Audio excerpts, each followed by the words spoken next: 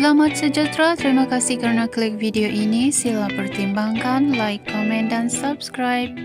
Channel ini memaparkan berita viral, terkini dan terpanas artis dalam dan luar negara. Pelakon Jananik mempersoalkan sikap segelintir individu yang memperjuangkan isu boikot.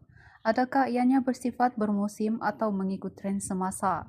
Menerusi satu hantaran di thread, Jana berkata kenyataannya itu bukan untuk menyerang selebriti atau pempengaruh yang menerima tawaran produk boikot.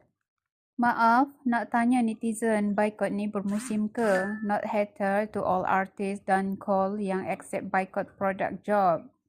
Cuma tertanya mana integriti, kejujuran dan kegigihan netizen yang menghembur semua.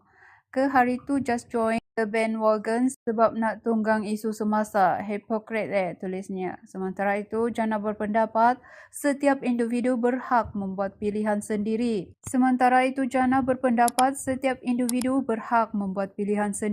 Dan tidak wajar untuk mengecam hanya kerana pilihan mereka. Kita tak boleh kawal pilihan orang lain, tapi kita boleh kawal pilihan kita sendiri. Jadi kalau ada artis atau pengaruh yang terima kerja produk boikot, korang jangan nilai kecam lebih-lebih hanya sebab nak tumpang isu trending. Sebab dekat sini saya nak tegaskan yang masa isu boikot tengah tak popular, korang senyap, tegasnya.